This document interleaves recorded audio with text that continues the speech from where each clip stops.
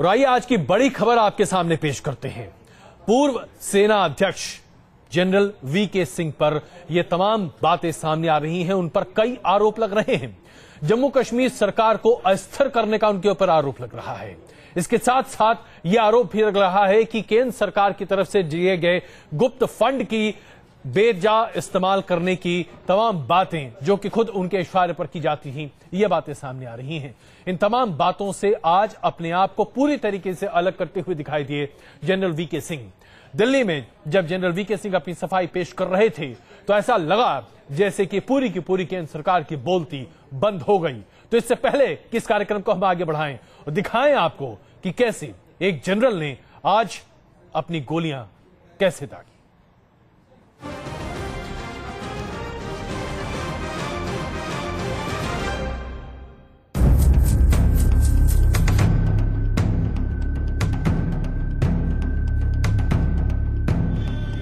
इल्जाम बहुत संगीन है और सरकार की कलई खोली है। एक जनरल ने, पूर्व आर्मी चीफ ने मीडिया के सामने आकर न सिर्फ अपने ऊपर उठ रही उंगलियों का रुख मोड़ दिया, बल्कि सरकार की असलियत को भी सामने लाने की कोशिश की।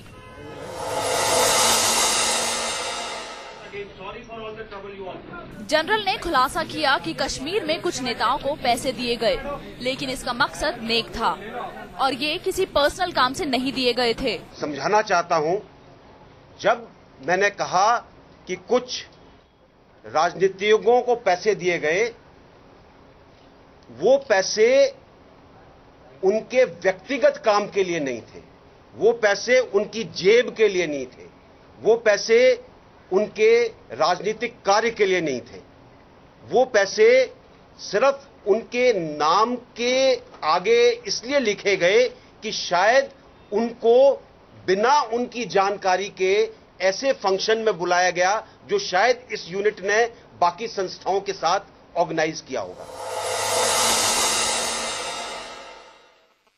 कुछ नेताओं को पैसे देने की बात जनरल ने जोर देकर कही, लेकिन साथ ही ये भी कहा कि इसके लिए किसी मंत्री को रिश्वत नहीं दी गई।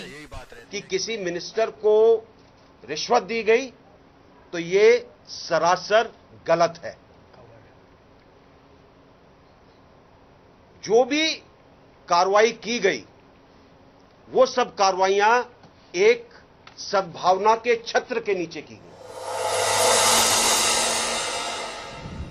जनरल सिंह के मुताबिक घाटी में पैसा इसलिए दिया गया ताकि वहां पर अमन बरकरार रखा जा सके, क्योंकि अगर अमन होगा तभी इसका फायदा सेना को भी होगा। सद्भावना के छत्र के नीचे बहुत कार्रवाइयां होती हैं जो सामाजिक होती हैं, जो युवा वर्ग से ताल्लुक रखती हैं, जो इंफ्रास्ट्रक्चर डेवलपमेंट की होती हैं, जिससे फौज को दो फायदे होते हैं।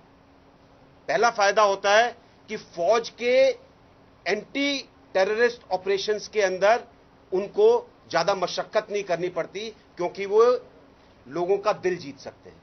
और दूसरा, कई जगह पर जहां उनकी सिक्योरिटी पर इसका असर पड़ता है, इन कार्यों से उनको मदद मिलती है। सीक्रेट मिलिट्री यूनिट और जम्मू कश्मीर सरकार को अस्थिर करने के आरोपों से खफा जनरल ने सरकार को भी नहीं बख्शा। चीफ होने के नाते 13 लाख फौज का कमांड करना मेरा काम है। 100 आदमियों की टुकड़ी को कमांड करना मेरा काम नहीं है। ये बात सबको समझ में आनी चाहिए। तो कई लोग जो कहते हैं कि ये यूनिट मेरी थी, मेरी प्राइवेट आर्मी थी, वो अपने दिमाग में से इस शक को दूर करें।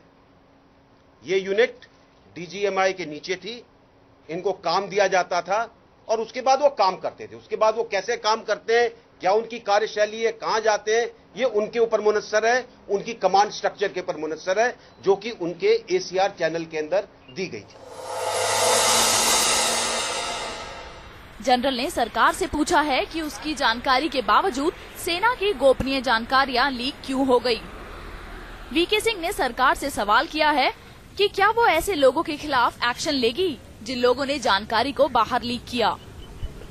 किसी इंटेलिजेंस यूनिट का काम देखते हैं, उसके काम की शैली और उसके काम का ब्यौरा अगर पब्लिक के तौर पर उसको डिस्कस करते हैं तो मेरी निगाह में वो देशद्रोह है, क्योंकि आप अपने दुश्मनों को बता रहे हैं कि आपके पास क्या है और वो कैसे काम करता है।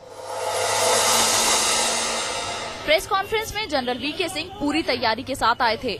जनरल कह रहे हैं कि जानकारी लीक करने के लिए जो वक्त चुना गया है वो सरकार की मंशा पर भी सवाल खड़े करता है। एक और चीज, शायद इस रिपोर्ट के आने से कई और जो ज्वलंत समस्याएं थीं, कई और जो ज्वलंत मुद्दे थे वो दब गए।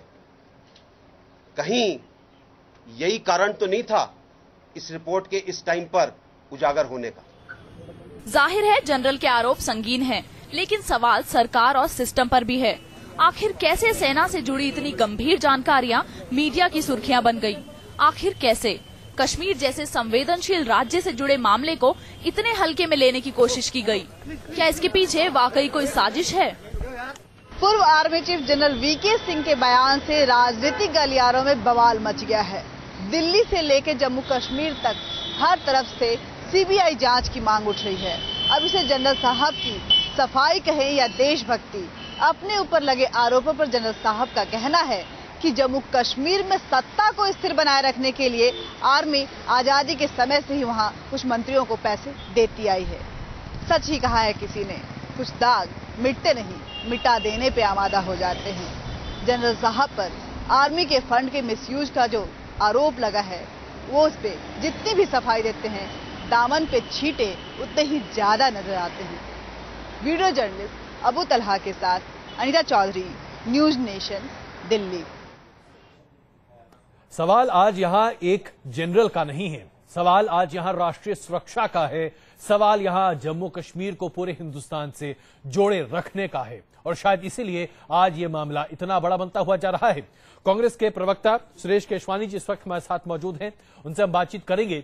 लेकिन उससे पहले आइए आपको दिखाएं कि जनरल वीके सिंह ने जिस तरीके से यूपीए सरकार पर हमला बोला, यूपीए सरकार की धज्जियां उड़ाई, उसके बाद यूपीए सरकार अपने दामन को बचाने में कैसे जुटी, कैसे यूपीए सरकार के वरिष्ठ मंत्री, यहां तक कि खुद गृह मंत्री को आज सार्वजनिक तौर पर जनरल वीके सिंह के तीर का जवाब अपने तर्कश से ढूंढना पड़ रहा था। देखिए सरकार ने कैसे अपना बचाव किया।